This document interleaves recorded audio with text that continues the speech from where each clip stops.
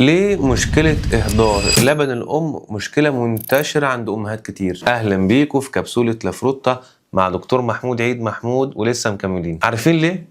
لأن لبن الأم مجهود وتعب ووقت وهرمونات، يعني حاجة مش جاية بالساهل، وأي غلطة بسيطة خالص في التخزين ممكن تضيع القيمة الغذائية للبن أو حتى تخليه غير صالح للاستخدام. يا دكتور يعني طريقة التخزين بتفرق؟ طبعا بتفرق جدا. عايز اقول لك ان اكياس حفظ لبن الام مهمه جدا في روتين الرضاعه الطبيعيه. خلي بالك ان لازم تكون خاماتها امنه، PPA فري. طيب امنه بس؟ لا، لازم تكون محكمه الغلق عشان تمنع التسريب او تمنع ان فيه اي تلوث او انفكشن يخش اللبن. طيب ايه اللي بيميز اكياس حفظ اللبن من لافروتا مام؟ اكياس معقمه وجاهزه على الاستخدام، بس استخدام مره واحده. طيب متوفر بساعات مختلفه، عندنا واحد 180 مللي والتاني عندنا 210 مللي. عايز اقول لك ان احنا ممكن كمان نكتب عليها التاريخ، وخدوا حته كمان كده، ممكن نكتب عليها ام مورنينج او صباحا او حتى نايت او حتى ميم مساء، لان لبن الام بيفرق الصبح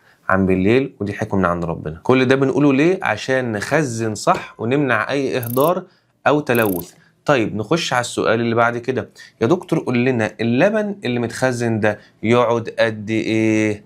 انا اقول لك، لو احنا لسه مشفطين اللبن ممكن يقعد في درجة حرارة الغرفة اللي هي حوالي 25 درجة معانا لغاية 4 ساعات. طيب هندخله في التلاجة 4 ايام.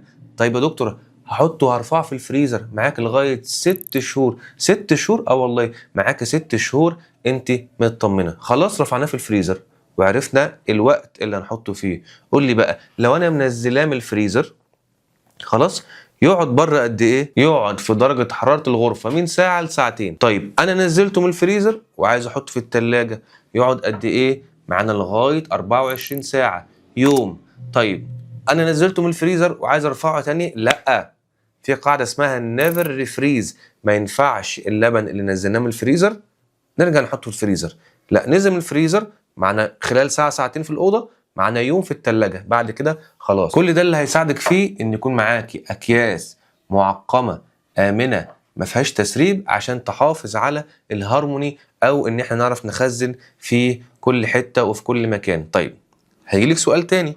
السؤال بيقول لو أنا عرفت خلاص كل حاجه بتقعد قد ايه، انا عملت البريست بامب وخلاص وشفطت وعملت البيبي ببرونه، خد ربعها وساب الباقي، اللي اتبقى ده يقعد قد ايه عشان ارميه؟ معاكي من ساعه لساعتين. بعد ساعتين خلاص اللي اتبقى ده، الليفت اوفر ده هيترمي خلاص. هسيبكم كده من غير هديه؟ لا، ما دام كملتوا الفيديو معايا ليكم برومو كود على الاكياس، بصوا في التعليقات.